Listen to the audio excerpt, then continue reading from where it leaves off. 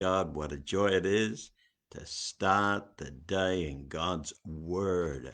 We're continuing to look at our theme, and today we're looking at Christ, the light of salvation. From Acts chapter 13, we see that Paul and Barnabas had traveled to Antioch in Pisidia. Now, it's interesting that the modern day Antioch is Turkey, very much a Muslim country and anti-Christian country. And we see from our reading that the Jews in particular turned against Paul, and Paul and them had to flee out of the city. And so Paul was the light in this city, the light to bring change, the light to bring the gospel. And yet the people rejected it. At least the Jews rejected it. And so he fled. And so we read again in our text in verse 47, for so the Lord had commanded us, I have set you as a light to the Gentiles or to the nations, that you should be for salvation to the ends of the earth. Now, we mentioned yesterday that this is a prophetic word regarding Christ, and that Christ became the light. And the fulfillment of that text from Isaiah 42, that Christ became the light to salvation. If we go to chapter 1 and verse 5, it tells us this: and the light shines in the darkness, and the darkness did not comprehend it. Christ is the light. He walked this earth as the light, and yet many in the world did not comprehend it. In fact, until the believers themselves became lights, they didn't fully understand it. So let's go to John chapter 3 and verse 16, which is the promise of the Father and the fulfillment of it by the Son. For God so loved the world that he gave his only begotten Son, that whosoever believes in him should not perish, but have everlasting life. For God did not send his Son into the world to condemn the world, but that the world through him might be saved. So saved, changed, transformed, taken out of darkness, delivered. That Christ is the light. From the earlier part of this chapter, we see that Nicodemus comes to Christ. He is a teacher. He is a learned word of the scriptures, of the law, and yet he had no light. But he was drawn to the light.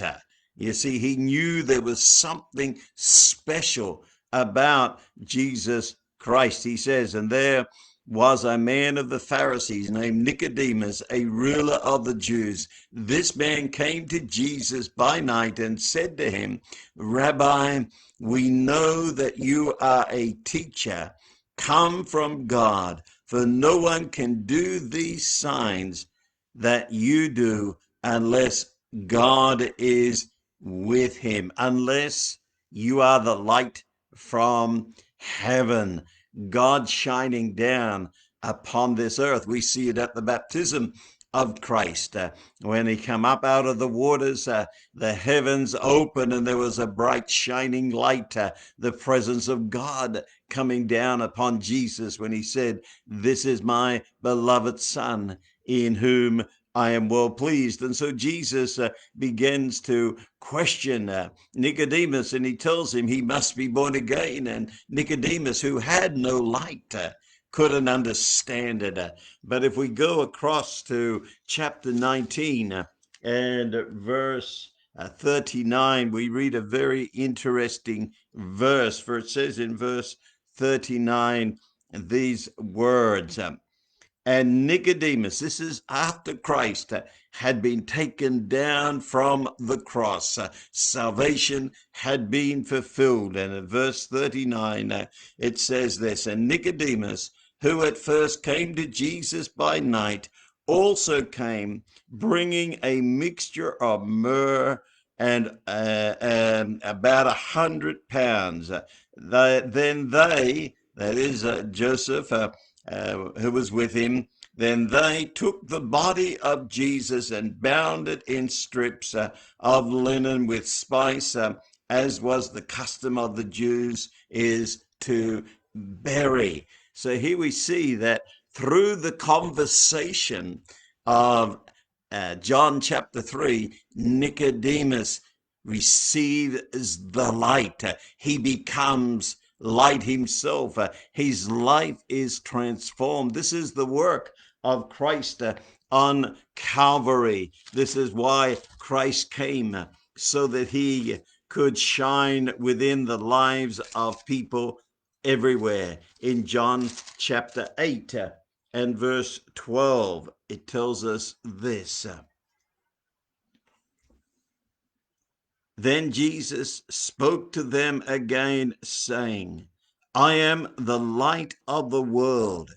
He who follows me shall not walk in darkness, but have light of life. Oh, then we need to read that again.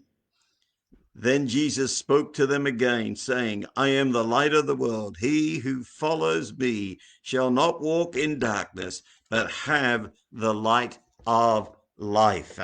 You see, here we see what happened to Nicodemus. And this is what is happening in the lives of all around today that are born again. Born again, in another way, is receiving light. In fact, it's even deeper than that.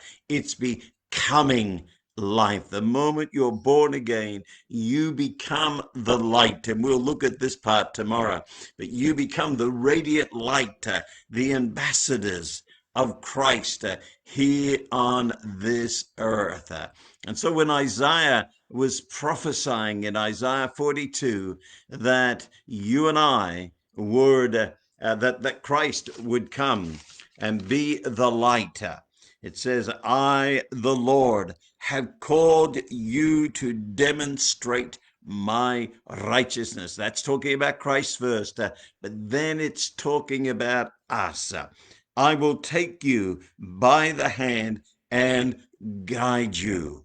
That's what God did to the Son, and that is what Christ is doing to you and I. So go with the revelation that salvation is the light that changes us.